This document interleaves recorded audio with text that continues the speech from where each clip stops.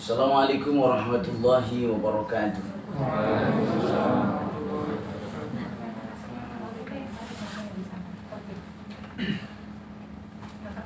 Alhamdulillah. Alhamdulillahilladzi khalaqal mauta wal hayata liyabluwakum ayyukum ahsanu amala. Salatu wassalamu ala Rasulillahi sallallahu alaihi wasallam wa ala alihi wa ashabihi al-kiram. Asyhadu an la ilaha illallah wahdahu la syarika lah wa asyhadu anna sayyidina Muhammadan abduhu wa rasuluh la nabiyya ba'dah. Allahumma iftah alaina futuhal arifin bihikmatika wansur alaina rahmataka wa dzakirna wa nasina ya dzal jalali wal ikram. Ya hayyu ya qayyum la ilaha illa anta bi rahmatika astaghith. Allahumma lakal hamdu wa ilaikal mustaka wa antal musta'an wa nasta'inuka ala fasadin fina wa nas'aluka salaha amrina kullih wa la hawla wa la quwwata illa billahil aliyyil azim. Subhanaka la ilma lana illa ma 'allamtana innaka antal alimul hakim. Ya Allah biha, ya Allah biha, ya Allah bihusnil khatimah. Wa ba'du. Ibu Yuli yang saya hormati, juga seluruh jamaah Bapak Ibu akan teteh rahimakumullah. Dan aman semua? Alhamdulillah. Ad-dinun nasihah. Tema kita, agama adalah nasihat. Mudah-mudahan setiap langkah kita menuju tempat ini menjadi pengukur bagi dosa-dosa kita, menjadi penyebab diangkat derajat kita di sisi Allah, dan menjadi penyebab berkumpul kita di surganya Allah. Segala hajat kita, cita-cita kita, baik urusan dunia maupun akhirat, terucap ataupun tidak, Allah Maha Tahu. Semoga Allah kabulkan. Saudara-saudara kita yang sedang sakit, semoga lekas sembuh sakitnya, menjadi pengukur bagi dosa-dosanya. Yang telah meninggal dunia, semoga mendapat rahmat dan ampunan Allah. Amin ya rabbal alamin. Baik, insyaallah kita akan kaji satu hadis dari kitab Hadis Arba'in An-Nawawiyah.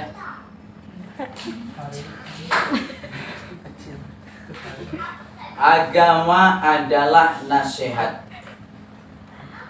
Memang begitulah manusia. Manusia itu makhluk Allah yang luar biasa. Kalau binatang diberi nafsu tanpa akal, apa namanya? Binatang diberi nafsu tanpa akal. Wajar kalau kehidupan binatang itu sering kali salah, tidak punya akal sehat dia. Binatang tak punya akal sehat. Malaikat hanya diberi akal, enggak punya nafsu. Wajar kalau malaikat benar terus, enggak pernah malaikat berbuat salah. Diciptakan hanya untuk benar saja malaikat. Enggak pernah sedikit pun berbuat salah. Makhluk suci malaikat ini. Malaikat Jibril enggak pernah korupsi ayat dia. Ayat langsung sampaikan. Diciptakan tanpa alternatif. Tapi manusia fa'alhamaha fujuraha wa taqwaha. Kita ada potensi fujur tak baik, ada potensi takwa. Tinggal kita milih. Karena manusia punya dua-duanya. Akal dia punya, nafsu dia punya. Kalau akal bisa mengalahkan nafsu, dia bisa menjadi makhluk yang lebih mulia daripada malaikat. Malaikat wajar, benar terus, kenapa nggak punya nafsu? Kita bisa tekan hal-hal yang buruk begitu ya. kita dengan mendahulukan akal kita, kemudian nafsu bisa kita tekan. Nah, itu luar biasa. Ada tantangannya. Kalau akal bisa mengalahkan nafsu, kita bisa menjadi makhluk yang lebih mulia daripada malaikat. Tapi kalau nafsu itu lebih besar daripada akal, kita bisa menjadi makhluk yang lebih rendah daripada binatang. Binatang. Binatang. Punten kalau ada namanya Mang Atang. Lebih rendah daripada binatang. Bajing itu makanannya kelapa. Kelapa kan makanannya. Tapi kalau sudah bajingan, itu kan apa saja dimakan itu. Manusia yang potensi nafsunya mengalahkan akalnya. Jadi nafsu itu ibarat di kendaraan bermotor itu apa? Gasnya. Itu kita punya motor nggak ada gas, kira-kira gimana? Nggak ada tantangan. Ayo, letoy ya. Maka gas itu diperlukan. Kenapa manusia bisa membangun peradaban, malaikat tidak? Karena manusia punya nafsu, punya keinginan. Nafsu itu untuk dikendalikan, bukan untuk dibunuh. Dia punya keinginan. Begitu ya. Tapi kalau ngegas terus, wah ini bahaya. Dia susah membedakan mana istri dia, mana istri orang. Gitu ya. Maka nafsu itu harus dikendalikan lewat akal, lewat agama. Maka inilah perlunya nasihat. Manusia itu butuh nasihat. 40 hari diri kita tak mendapat nasihat, itu mulai ada titik-titik hitam. Lama 40 hari berikutnya nggak dapat nasihat kita. Ayo merasa benar di hidup ini. Maka hidup itu perlu ada yang memberi nasihat pada kita. Seorang petinju profesional kan punya penasehat ya, pelatih. Walaupun sang pelatihnya pun barangkali tinjunya pun belum barangkali hebat petinjunya, tapi dia punya penasehat, punya pelatih. Gitu. Sekelas Mike Tyson itu punya pelatih. Barangkali pelatihnya itu kalau tinju sama Mike Tyson kalah dia. Tapi kita itu macam itu. Kadang kita ada sesuatu yang tak terlihat oleh kita. Kita perlu penasehat.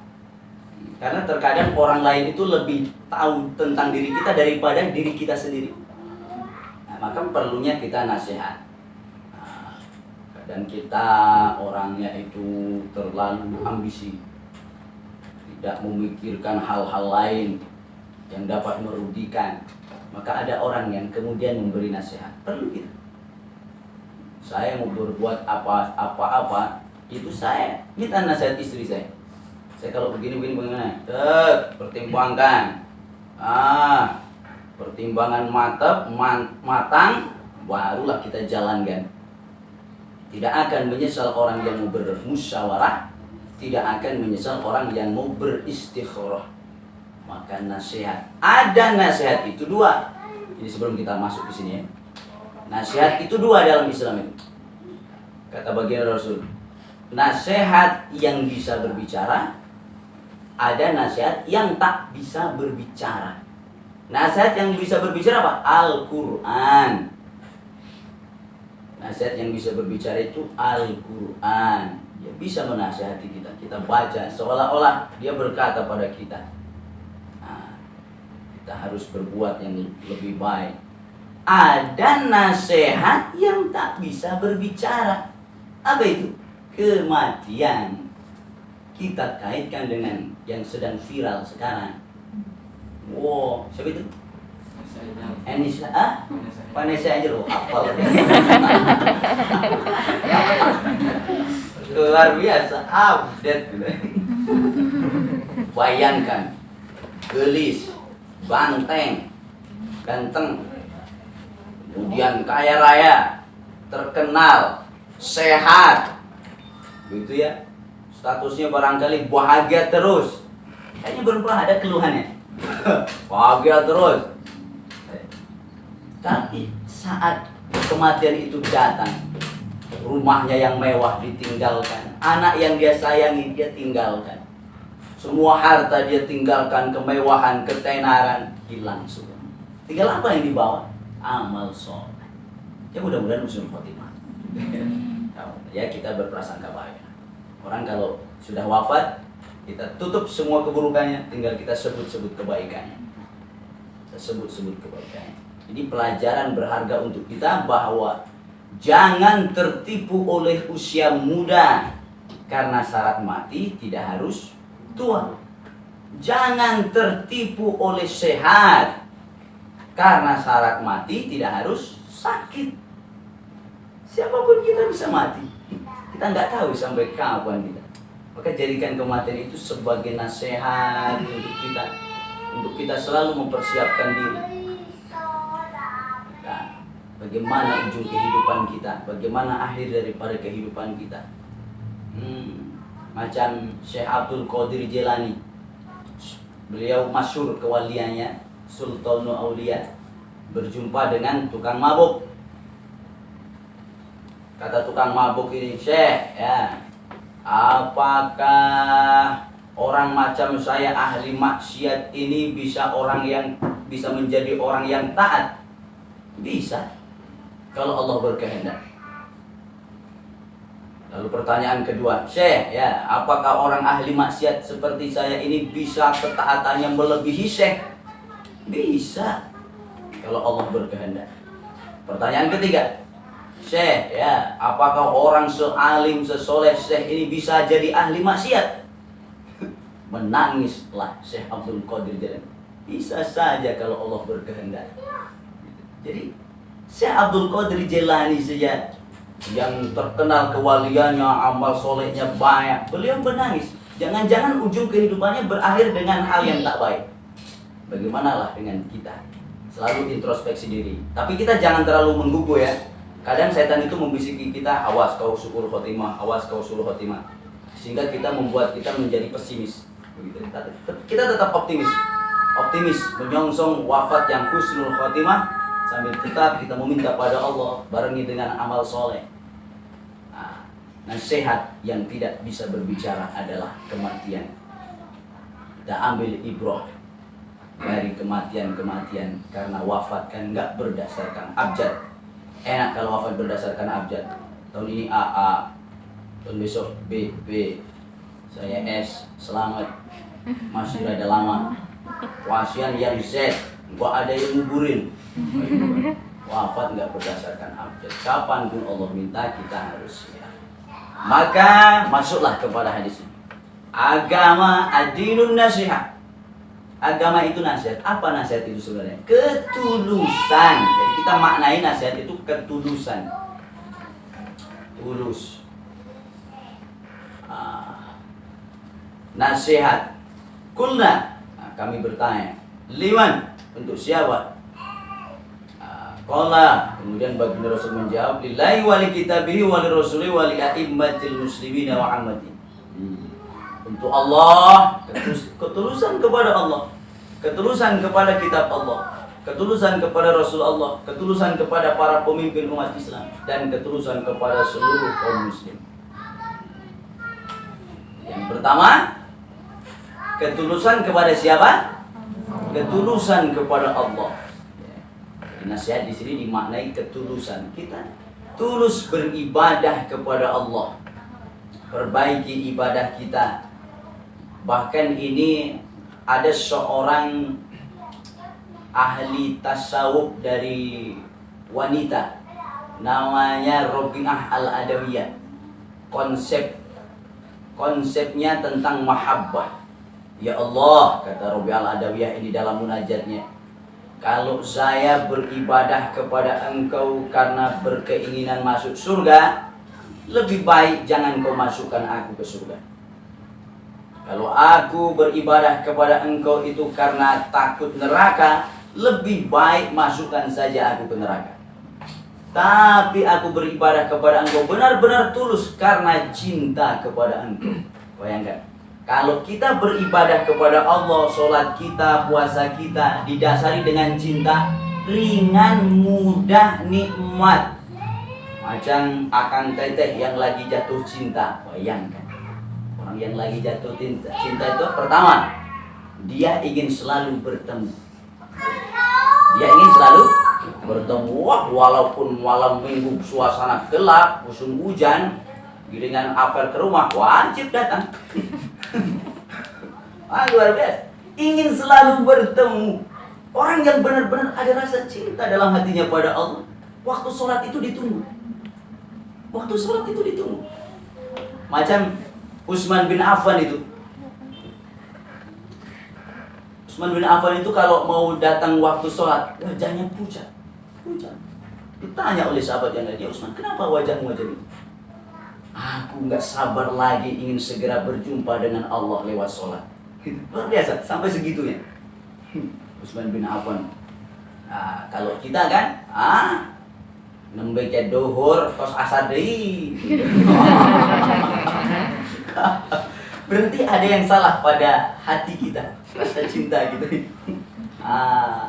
Maka kita segera perbaiki. Harus ada ketulusan dalam hal kita beribadah pada Allah. Gitu. Dalam kita sholat, dasari dengan rasa cinta. Orang yang cinta pertama, dia ingin selalu bertemu. Yang kedua, kalau sudah bertemu, ingin berlama-lama. Bayangkan, datang ke rumah si doi, jam 7. Tahu-tahu sudah jam 10, nggak terasa. Begitu. Kalau kita ada ketulusan cinta pada Allah, sholat itu diresapi, ingin berlama-lama. Sholat khusyuk berapa menit? 5 menit. Setengah khusyuk 2 menit setengah. Kilat khusus nggak pakai perangko 1 menit. Gitu ya. Sholat, maka sangat termasuk ke dalam kategori dosa besar orang yang meninggalkan sholat dengan sengaja. Dia lebih parah daripada iblis. Iblis menolak sujud pada Nabi Adam. Orang yang meninggalkan sholat menolak sujud pada Allah. Hati-hati. Maka sholat, syukur kita bisa meresapi sholat kita, maknanya. Kita baca doa iftitah, baca Al-Fatihah. Apa bacaan dalam doa sholat kita itu kita resapi. Apa maknanya? Agar ada kekhusyuan dalam sholat kita. Ingin selalu berlama-lama.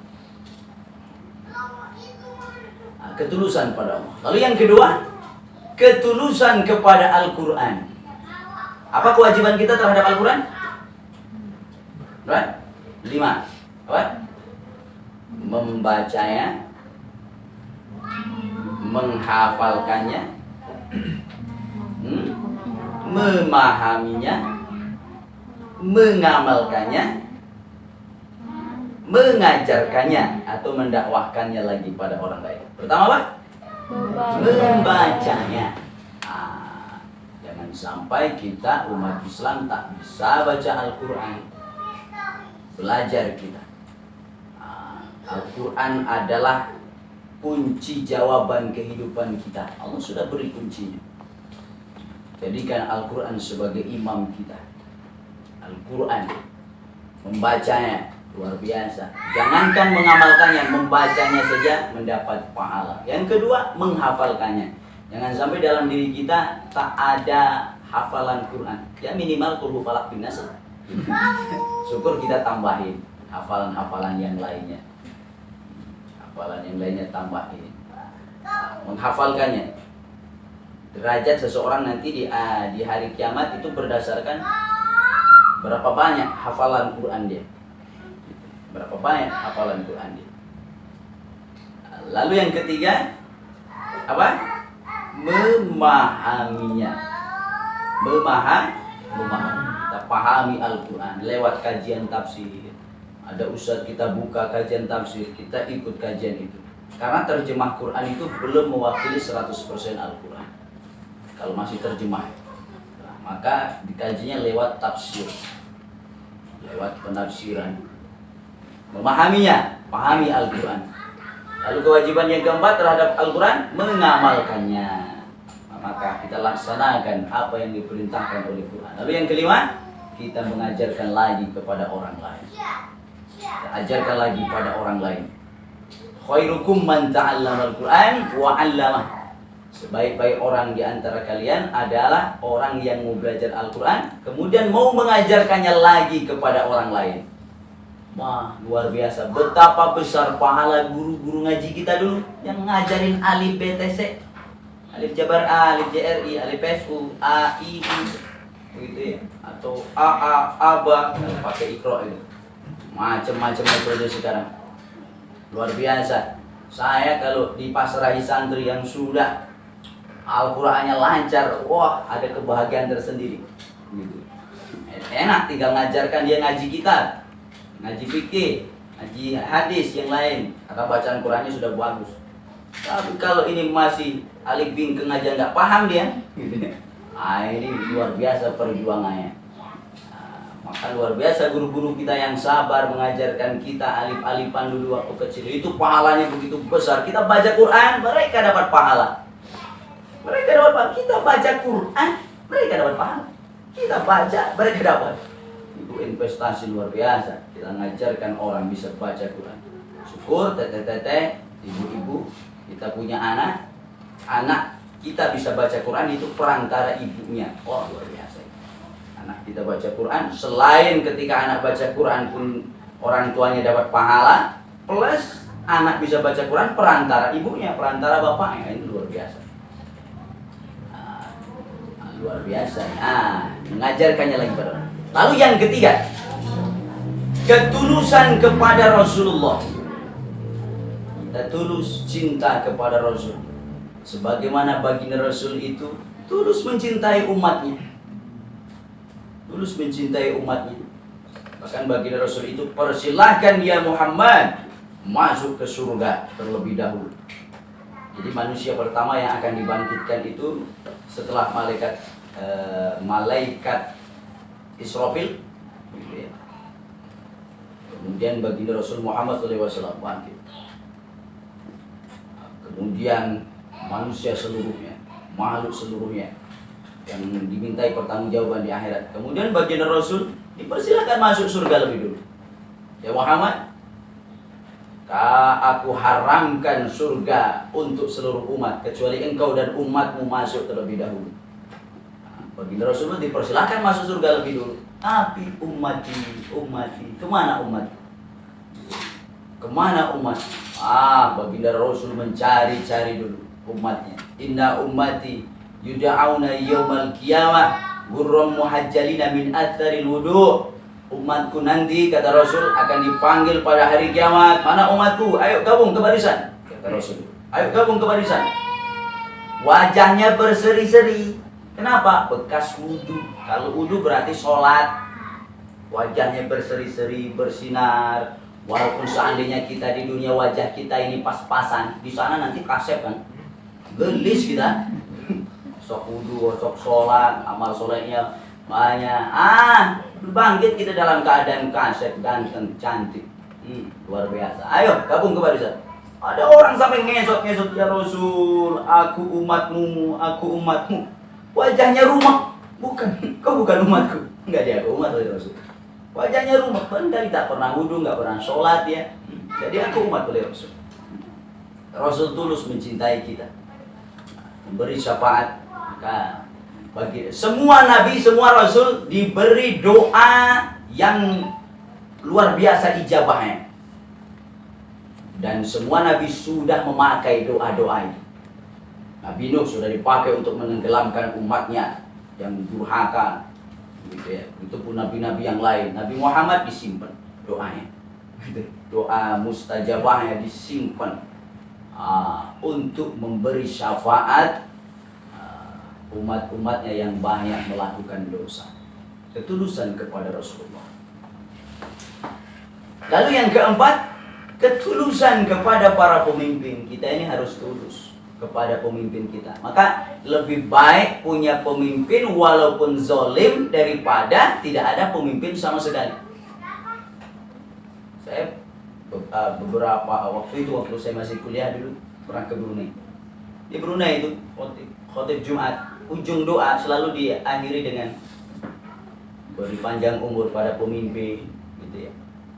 Beri kesehatan, kekuatan untuk mengemban amanah. Kita barangkali pemimpin dicaci maki. wah, dihina, dicaci maki. Padahal barangkali kita belum tentu. Kita nggak tahu seluk beluk seperti apa dia. Seseorang tidak akan paham tentang karakter seseorang lain sebelum dia pernah bersua dengannya, pernah menginap selama 3 hari dengannya bersama-sama, atau ketika berjalan bermusafir dengan dia. Kita nggak tahu. Kadang kita korban hoax, macam peristiwa penundaan haji. Peristiwa penundaan haji itu masalah memang adanya COVID, bukan karena dananya dipakai yang lain. Itu saya langsung dapat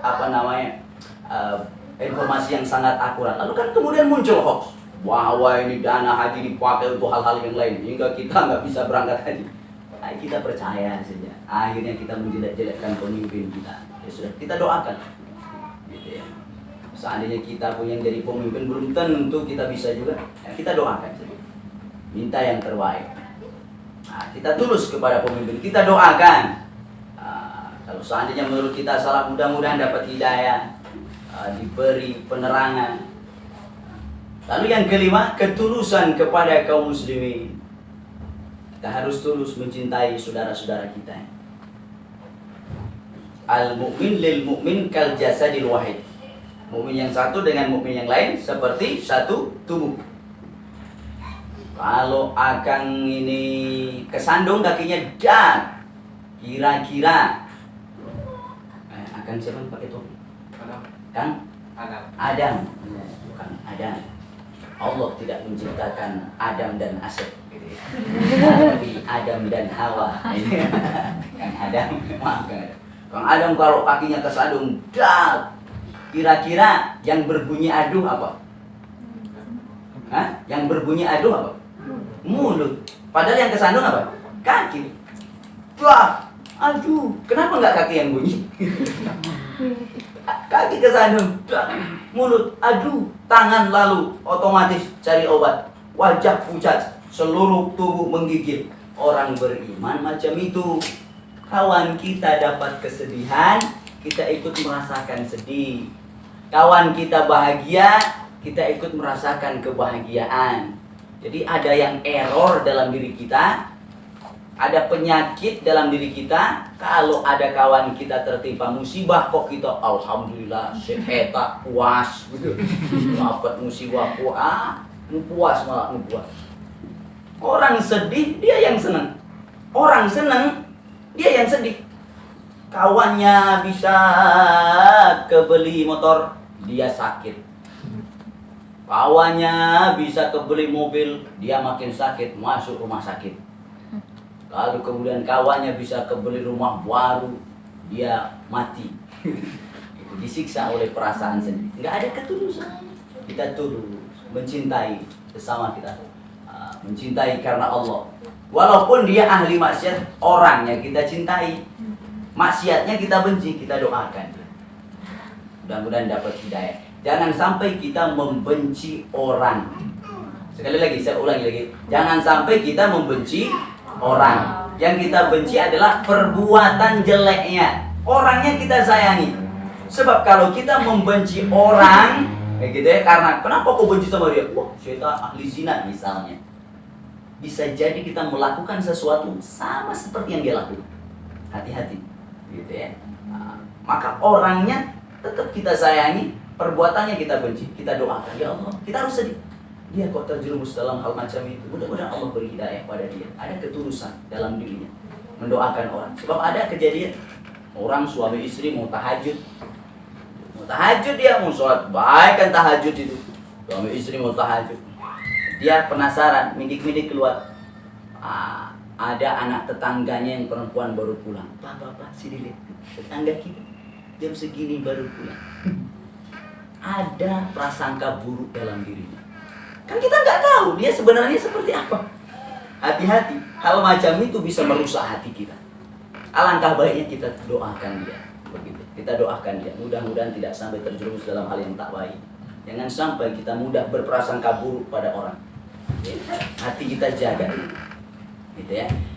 Kemudian nasihat terbaik. Nasihat terbaik itu nasihat saat diminta. Tolong nasihati saya. Itu nasihat terbaik ya. Seandainya orang tak meminta, gitu ya. Seandainya orang tak meminta,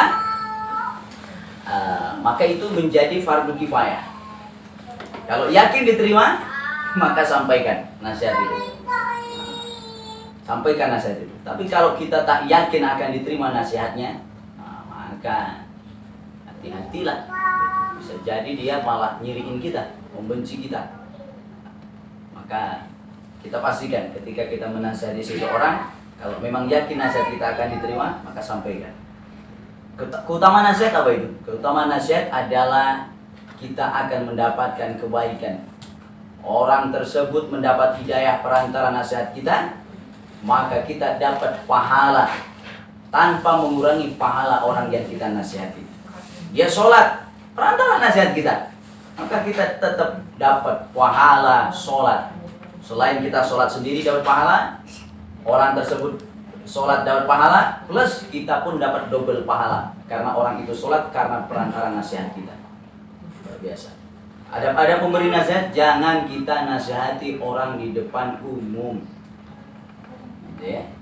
Jangan kita nasihati orang di depan umum. Kalau memang kita ada ketulusan ingin membuat saudara kita, kawan kita menjadi lebih baik, maka nasihatilah secara empat mata. Begitu ya. Maka program Mas Tukul itu bukan empat mata lagi ya. Karena sudah disaksikan di TV. Empat mata. Empat mata. Nasihat. Begitu ya. Berikan nasihat. Apa kekurangan dia, kita sampaikan. Kalau memang dia yakin dia mau menerima, sampai kita nasihati dia di depan umum, selain dia malu, itu pun tidak akan membuat dia menjadi lebih baik. Luar biasa. Saya sangat merasakan kebijaksanaan seorang pemimpin ya. Satu saat saya telat masuk ngajar. Satu saat saya telat masuk ngajar karena sebab bantu dulu barangkali istri di rumah. Harusnya saya masuk jam 7, setengah 8 baru sampai. Ternyata kelas sudah diisi sudah ada Pak Kepala Sekolah di kelas itu. Di kelas itu sudah ada Pak Kepala Sekolah. Bagaimana perasaan saya ketika wow. Tapi luar biasanya Pak Kepala Sekolah ini begitu bijaksana. Dia tersenyum, Bapak, silakan. Ya, anak-anak masih saya isi dulu. Luar biasa. Sehingga kita merasa sangat bersalah itu. Tapi pun kita ada pelajaran luar biasa dari sana. Sehingga kita berusaha untuk tidak mengulanginya lagi. Bayangkan kalau kita ketika itu sang kepala sekolah langsung memarahi saya. Bicarakan depan umum. Kira-kira membuat saya lebih baik nggak kira-kira? Di depan benar-benar bicarakan barangkali. Wah. Selain memang barangkali saya tidak akan susah untuk berubahnya, kemudian kita dibuat malu di hadapan murid-murid dan lain sebagainya, maka luar biasa. Itu kebijaksanaan. Jadi maka hikmah atau kebijaksanaan itu dimiliki oleh orang-orang tertentu, gitu. Karena memang sukar. Maka orang yang dipilih oleh Allah menjadi orang yang baik itu ada sifat bijaksana dalam dirinya. Harusnya dia berbuat yang seperti itu, tapi dia bisa mengalihkan kepada hal lain dan lebih berbuat bijaksana. Wallahu a'lam bishawab. Baik, barangkali ada pertanyaan. Oh ya, silakan. Ini ada yang minta nasihat mungkin ya Pak Ustadz. Yeah. Bismillah, afwan Ustadz, nasihat buat kita jika kita selalu dizolimi, kita selalu difitnah. Mungkin minta nasihat buat kita yang selalu dizolimi dan difitnah. Dizolimi dan difitnah. Oke. Bismillahirrahmanirrahim. Seandainya orang tahu betapa besar pahala yang didapat oleh orang yang dizalimi, orang yang difitnah, orang yang diomongkan di belakang, begitu ya. pasti dia akan berbuat kezoliman itu kepada orang yang dia sayangi, karena pahalanya langsung ditransfer kepada orang yang disayangi. Maka betapa ruginya manusia yang berbuat zalim, orang yang memfitnah. Secara tidak langsung dia sedang mentransfer pahalanya kepada orang yang dia fitnah, orang yang dia zolimi itu. Maka kita yang didolimi, yang difitnah, kita berusaha klarifikasi. Nah, tapi kalau barangkali masih belum juga berhasil, ya sudah, kita serahkan pada Allah. Barangkali itu jihad kita. Orang Palestina jihadnya melawan Zionis, kita jihadnya melawan kezaliman orang, fitnahan orang. Rugi orang yang zalim itu, orang yang memfitnah kita itu. Di akhirat habis pahalanya. Gitu ya. Maka bersyukur kita yang dizalimi harusnya. Kita yang difitnah, yang dizalimi. Kita dapat pahala tanpa harus susah-susah sholat. Tanpa harus susah-susah sholat malam barangkali. Barangkali kita sholat malam berapa pahalanya. Tapi kita difitnah orang, wah barangkali itu dapat transferan pahala yang begitu besar. Habis pahala orang yang zalim pada kita, yang fitnah kita. Maka tetap bersabarlah. Nah, itulah dunia. Dunia ini membuat semua orang suka kepada kita itu sesuatu yang mustahil. Rasul itu orang baik. Rasul itu orang baik kan? Orang baik.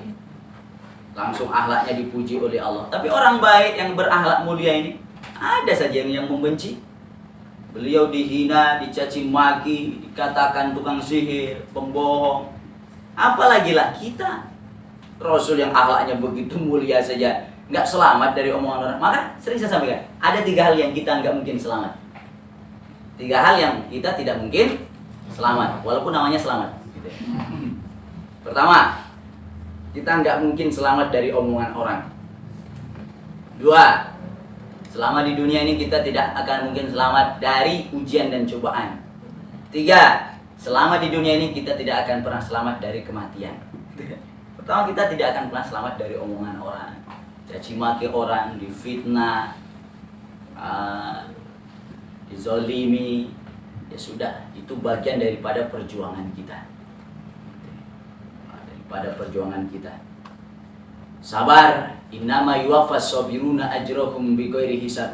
Orang yang benar-benar sabar, Allah akan beri pahala dia, pahala yang bighairi hisab, tanpa batas. Kalau sholat berjamaah berapa pahala? 27. Orang yang sabar bighairi hisab, tanpa batas, bisa jadi lebih besar daripada pahala sholat berjamaah. Bisa jadi. Sabar. Kita sudah berusaha klarifikasi bahwa kita nggak begitu, tapi orang tetap, ya sudah itu urusan dia sama Allah. Yang penting kita sudah berusaha klarifikasi agar dia tak memfitnah kita, tak menzolimi kita, usaha kita membela diri. Tapi apalagi kalau dia memang sifatnya terus-terusan menzolimi, memfitnah kita, ya sudah, kita serahkan pada Allah. Mudah-mudahan kita dapat pahala besar dari sebab orang yang memfitnah itu. Tetap ada kita harus ada keikhlasan. Wallahu a'lam bishawab. Ada lagi? Tidak ada yang di studio? Oh ya, silakan Teteh. Perbedaan sholat tahajud sama sholat Daud. Sholat tahajud Sama sholat Nabi Daud. Oh, sholat Nabi Daud. Memang ya, saya masih mencari-cari referensi bagaimana sholat Nabi terdahulu ya. Sholat Nabi terdahulu.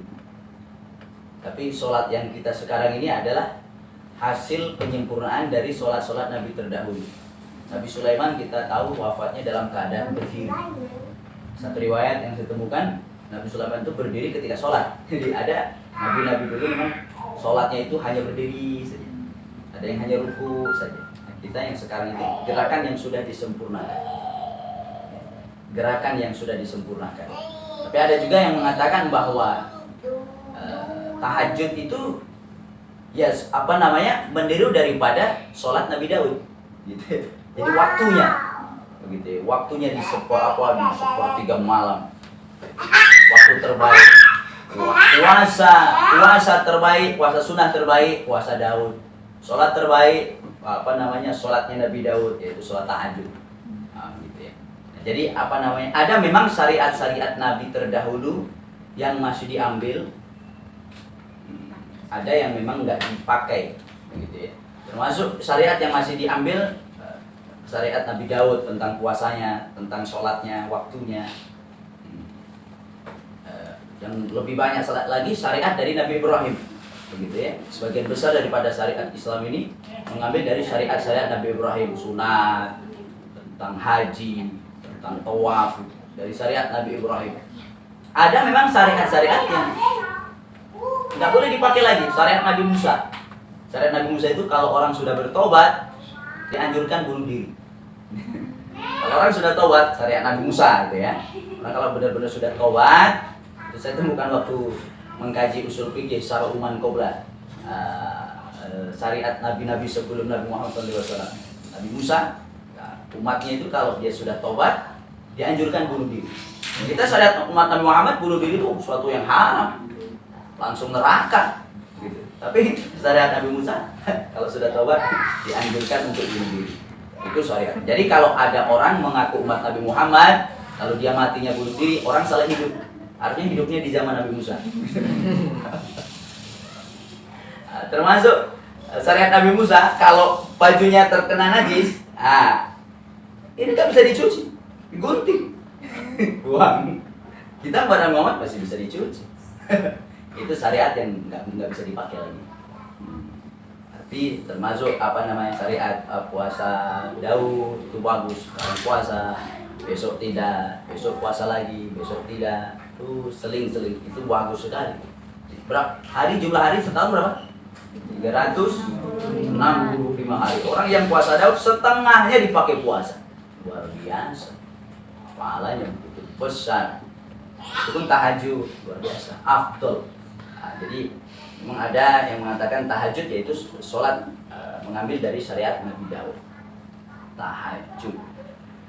Orang yang benar-benar menginginkan sesuatu, dia punya cita-cita besar, dia dikatakan bohong kalau tidak dibarengi dengan tahajud. Hoyong naon, hoyong istri anu gelis bari solehah, tapi bangun paginya jam genep, katakan bohong. Boro-boro tahajud subuhnya aja kesiangan, dikatakan bohong. Orang yang punya keinginan besar, punya cita-cita besar, dia dikatakan serius dengan cita-citanya kalau dibarengi dengan tahajud, sholat subuh berjamaah kalau laki-laki. Itu wallahu a'lam bishawab. Ada lagi?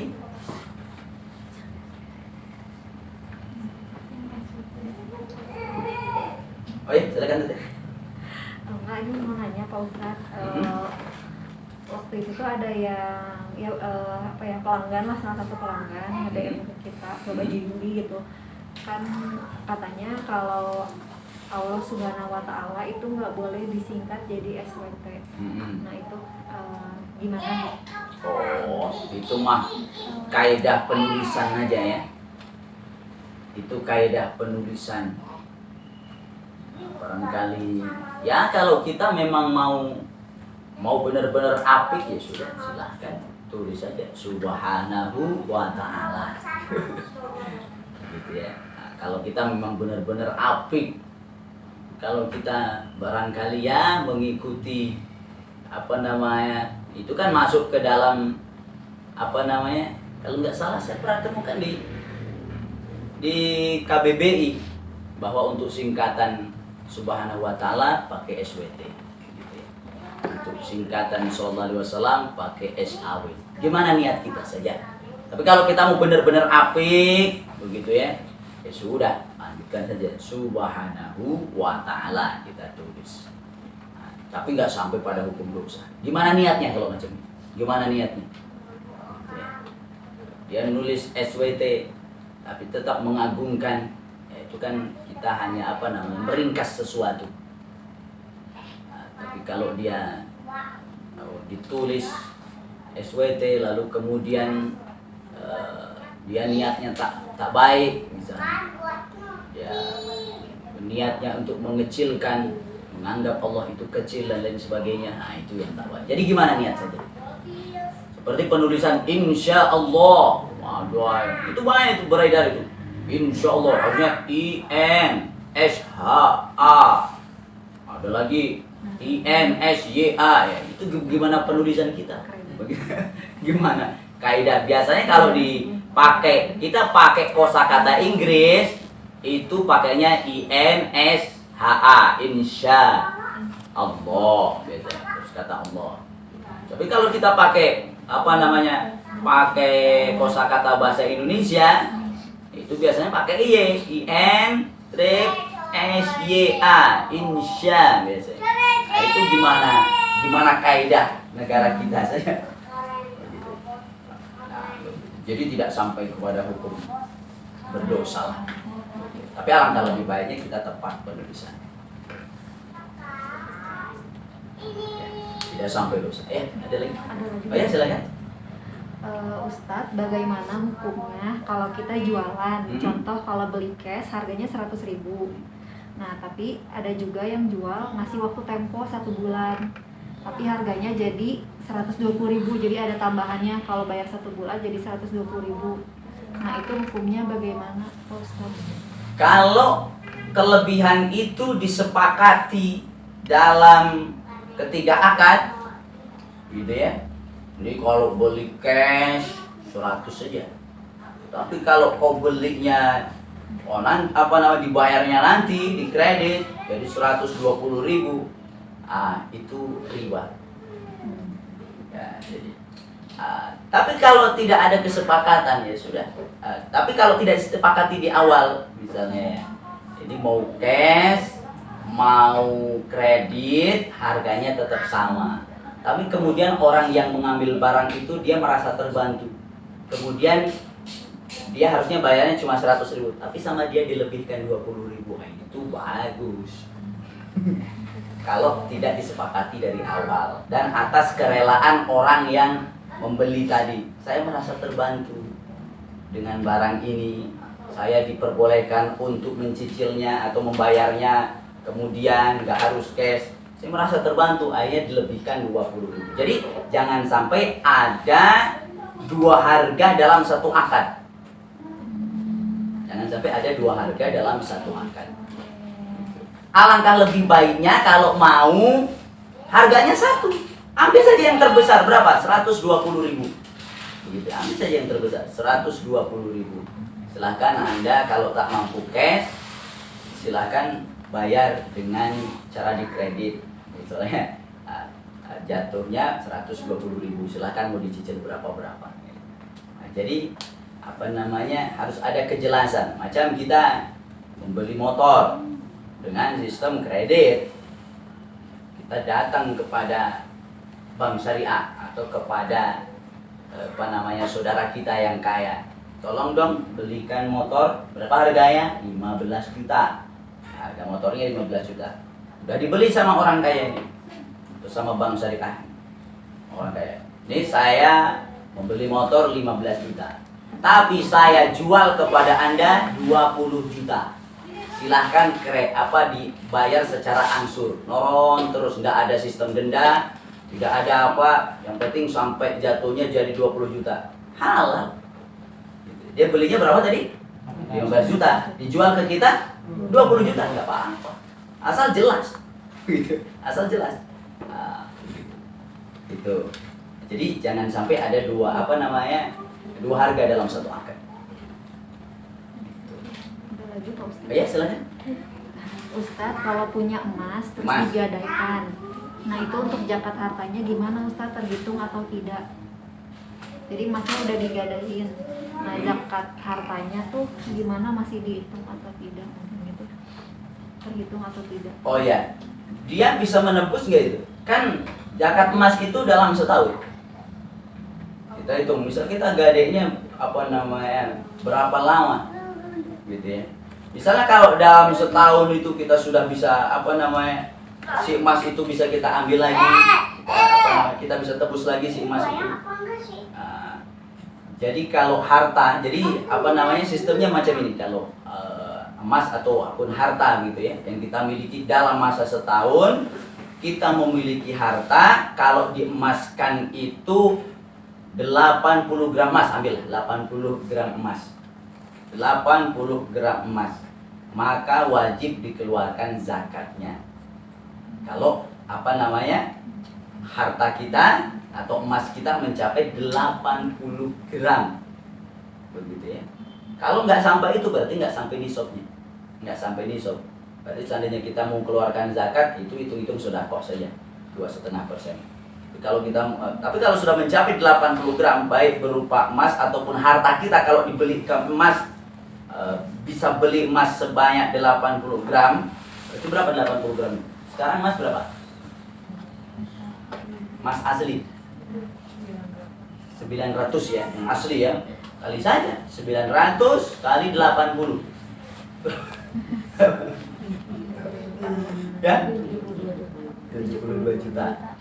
Jadi kalau kita dalam masa setahun punya harta segitu, gitu ya, sudah dikurangi dengan utang-utang kita, maka wajib mengeluarkan zakat. Berapa? 2,5%. Enggak berat. 2,5%. Dari 200.000 berapa? Dari 1 juta berapa? 25.000 ya. Dari 1 juta 25.000. Per 1 juta 25.000. Enggak berat. Nah, tinggal dihitung saja kalau mencapai 2,5%. Jadi kalau harta itu sudah KP milik lagi, tapi kalau harta itu belum KP milik, ya kita nggak mencapai nisab, begitu ya, nggak mencapai nisab, gitu ya, karena harta masih di tangan orang lain, kita belum bisa menebusnya, ya kita nggak mencapai nisab, karena ya berat kalau kita harus mengeluarkan zakat barangkali. Sudah mencapai nisab karena harta itu dipegang oleh orang lain. Kita harus tebus dulu, barulah kita wajib mengeluarkan zakat. Wallahu a'lam bishawab. Ya. Ada lagi? Nah, ini masih assalamualaikum. Oh, masih seru. Kayaknya mau nanya. Mau nanya. Ini baru assalamualaikum. Baik, ada dari Akang tadi di sini? Oh ya, silakan. Ini Ustaz kan sekarang lagi hit banget ya buat jadi trading. Trading itu kan masih pro kontra, ada yang bilang haram, ada yang bilang enggak. Nah mungkin yang bilang enggak ya mungkin ngerasa yang penting jangan merugikan orang lain aja. Terus yang bilang haram juga kan itu ada unsur ketidakpastian ya, jadi sama kayak judi. Nah gimana kalau misalkan uang dari hasil trading terus kita pakai buat sedekah, nah itu gimana? Terus kayak ini, kayak misalkan uang dari bunga deposito kita pakai buat sedekah, kalau enggak uang hasil korupsi kita pakai buat sedekah, nah kayak gitu gimana? Ya. Baik, bismillahirrahmanirrahim. Untuk trading ini kan suatu hukum yang perlu pengiasan ya, kias. Karena memang di zaman Rasul tak ada. Tapi dalam muamalah Islam, bahwa selama dalam muamalah kita tidak ada unsur maghrib, ma'ya, maisir, judi. Kalau ada unsur perjudian, maka haram. Macam togel, saya pasang togel berapa? 1.000 perak, anggar haram. 1.000 perak gitu ya. Maisir, judi haram. Dalam muamalah ada perjudiannya haram. Yang kedua, goror. Goror itu ketidakjelasan. Tingkat ketidakjelasan, enggak tahu saya trading itu seperti apa, saya enggak paham. Itu nanti barangkali saya cari-cari gitu ya. Enggak tahu seperti apa ya. Jadi kalau ada ketidakjelasan, begitu ya, ada ketidakjelasan dan banyak madorotnya, itu masuk kepada goror. Nah, maka tak boleh. Lalu yang ribnya riba, ada riba ya, maka haram. Tapi berbeda ya antara kemudian uang deposito. Kalau uang deposito itu ada fatwa MUI-nya. Uang yang hasil bunga kita di bank itu alangkah baiknya kita nggak mengambilnya, tapi kita sodakokan kepada fakir miskin. Nah, itu ada fatwa MUI-nya, gitu ya. Ya sudah, kita ikuti saja yang mereka yang tahu hukum. Kalau MUI namanya majelis kan, dia udah menggali hukum-hukum. Sudah, yang penting jangan kita makan saja. Sudah itu. Kecuali kalau kita di bank syariah. Kalau bank syariah itu istilahnya bukan bunga, tapi namanya bagi hasil. Ya, bagi hasil. Bukan bunga sistem. Ya sudah, itu halal kali itu. Selama ada bank syariah ya sudah, kita pakai bank syariah. Ini berbeda dengan korupsi. Kalau korupsi jelas keharamannya. Kalau korupsi jelas keharamannya, mutlak haram. Kalau korupsi dipakai untuk sedekah ya nggak jadi apa-apa dia. Macam nyuci pakaian untuk sholat pakai air kencing, ya nggak suci. Ke haji pakai uang korupsi, ya tak sah. Itu jadi berbeda hukumnya. Nah, kalau korupsi itu mutlak, haramnya mutlak. Begitu ya. Tapi kalau masalah trading itu kemudian masih ada kita harus mengikuti fatwa selanjutnya. Jadi masih masih subhat hukumnya. Masih 50-50 lah. Alangkah lebih baiknya kita tinggalkan kalau kita ada keraguan di sana. Tinggalkan sesuatu yang ragu-ragu. Begitu. Jadi berbeda dengan korupsi yang haramnya mutlak gitu. Begitu. Allah Allahumma. Ada lagi? Tidak ada? Ada satu. Oh ya, silakan. Ustaz, setiap harinya kita sisihkan uang buat sedekah. Boleh nggak sih uang sedekah itu kita kumpulkan buat orang tua kita? Jadi ada sebagian dari uang yang kita sisihkan, itu sebagiannya buat orang tua. Wajib harus. Kalau kita mau sedekah, mau infak, itu dahulukan kerabat terdekat. 3, 2, 1. Lagi berapa? 3, 2, 1. Ada infak, sodako yang pahalanya 3. Pahalanya 3. Kepada siapa? Kepada orang yang ada kaitannya darah dengan kita. Ibu kita, adik kita, kakak kita. Pahalanya 3. Pertama karena dia saudara kita. Yang kedua karena dia sesama muslim. Yang ketiga hidupnya dekat dengan kita. Pahalanya 3. Yang kedua pahalanya 2. Pada tetangga kita. Dia sesama muslim tapi bukan saudara kita. Pahalanya berapa? 2. Sedekah pahalanya 1, non muslim. Dia tetangga kita tapi bukan muslim. Dia non muslim. Pahalanya cuma 1 saja. Maka kita kumpulkan uang sedekah. Kita bagi ini untuk ibu, untuk adik, barulah kepada tetangga. Bagus. Orang punya celengan sedekah. Wow, betapa mulianya dia hidupnya memikirkan perut orang. Bukan hanya memikirkan perut sendiri, perut orang dipikirkan. Ini untuk ibu, untuk adik, jajan adik ya. Kumpulkan, dia nabung. Nah, barulah kepada orang lain. Begitu. Nah, harus. Jangan sampai orang lain dikasih hari ibu, adik, kita tidak. Jangan sampai mendahulukan orang. Jadi tadi kayak 3, 2, 1. Pahalanya lebih besar, yang dekat, karib kerabat yang dekat. Itu Allahu a'lam bishawab. Itulah saja yang dapat saya sampaikan pada kesempatan ini. Mudah-mudahan kita bisa menjadi pribadi yang lebih baik dari sebelumnya. Amin. Kita tutup dengan subhanakallahumma wa bihamdika asyhadu an la ilaha illa anta astaghfiruka wa atubu ilaik. Wa sallallahu alaihi wa sallam. Assalamualaikum warahmatullahi wabarakatuh.